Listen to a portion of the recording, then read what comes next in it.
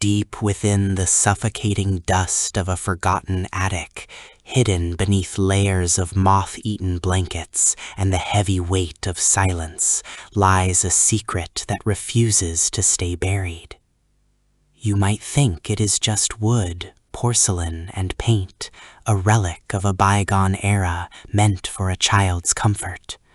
But as the floorboards groan under the weight of the night, its glass eyes begin to glimmer with an unnatural light. This is not a toy. It is a vessel, a silent witness to a tragedy that hasn't found its peace yet. Listen closely, and you can almost hear the soft click of its joints as it shifts in the dark, waiting for someone to notice its subtle, impossible dance. The legend began in the winter of 1922. A young girl named Clara received this doll as a gift from a traveling merchant, a man with no name and eyes like charcoal. The townspeople said the doll was crafted from the wood of a gallows tree, and its hair was woven from the threads of a mourning veil. Clara loved it, but the love was soon replaced by terror. Her parents would find her whispering into the doll's ear, her face pale, claiming the doll told her secrets about the people who lived in the village. It wasn't long before the girl vanished, leaving behind only the doll, sitting perfectly still in the center of her empty bedroom.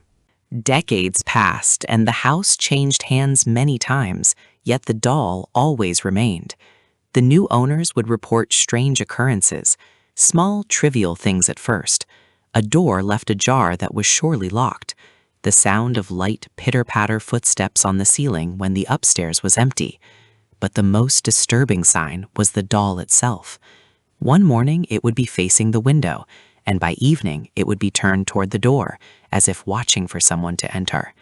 Its expression seemed to change with the light, sometimes a sorrowful pout, other times a sharp, predatory grin that chilled the blood of anyone who dared to look too long.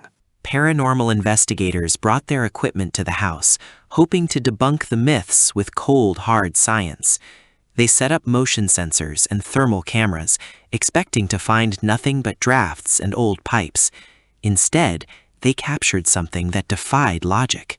In the dead of night, the temperature around the doll plummeted to freezing levels. Audio recorders picked up a raspy, rhythmic sound, not breathing, but like the grinding of dry wood against wood. A single, clear sentence was captured in the static. "I am not the one who is trapped."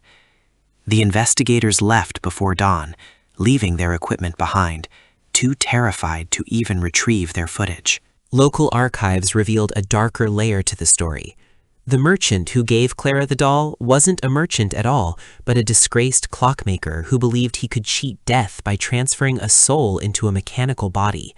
He had lost his own daughter to a fever and spent his final years obsessed with the occult. His journals, found decades later, spoke of a ritual that required a willing house and a silent host. He wrote that the doll was merely a beacon, a magnet for the energy left behind by those who passed away in grief. The more people feared the doll, the more power it gathered, using that fear as fuel to move its rigid wooden limbs.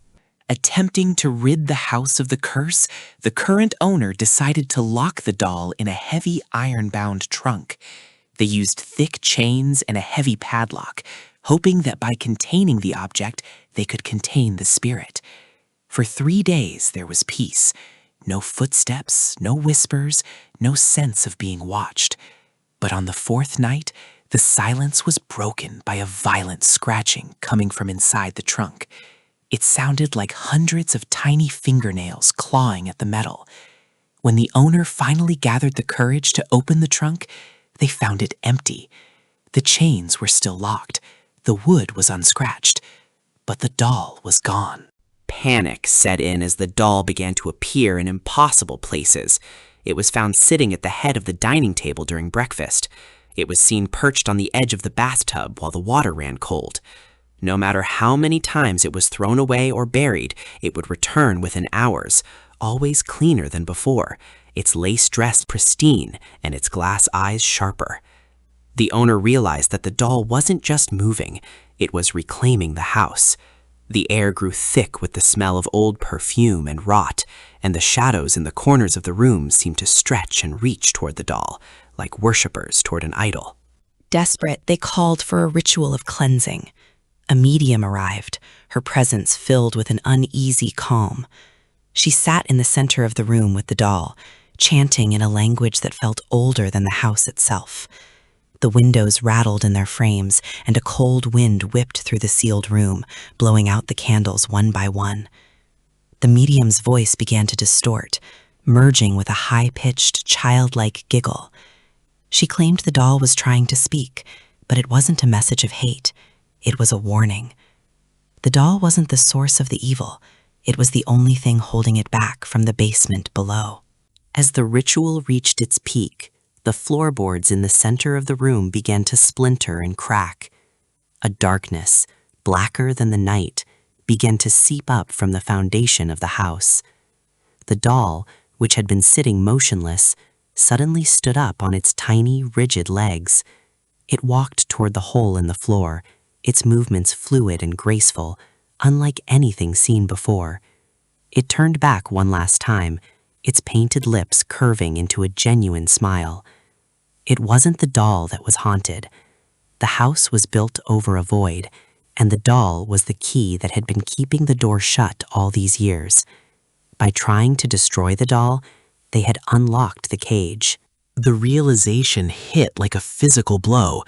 Every time the doll moved, it was to block a door, to stand over a vent, or to warn the inhabitants of the rot beneath their feet. It wasn't stalking them, it was guarding them. But now, the doll was gone, descending into the dark to face whatever lived in the soil. The house began to groan, not from the wind, but from a hunger that had been suppressed for a century. The owner looked in the mirror, but instead of their own reflection, they saw the doll's face looking back. The soul had not been in the doll, but the doll was a mirror for the house's true intent. In the final moments of the night, the owner understood the ultimate twist. They weren't the owner of the house at all. They were just another memory, another ghost being absorbed by the walls. The doll was the only real thing left in that space, and now that it had failed to protect the threshold, everything was fading into the gray. You see, when you look at a haunted object, you think you are the observer. But in this house, the object is the observer, and you are merely the entertainment. As the sun rises, the attic is empty once more, waiting for the next family to find a beautiful antique doll left behind in the dust. Thank you for wandering through the shadows with us today. The world is full of things that move when we blink, and stories that breathe when we sleep. If this tale chilled your bones, make sure to let us know. Don't forget to like and subscribe for more updates and mysteries that defy explanation. Look closely at your own shelves tonight. You never know what might have moved just an inch while you were watching this video. Sleep well, if you can.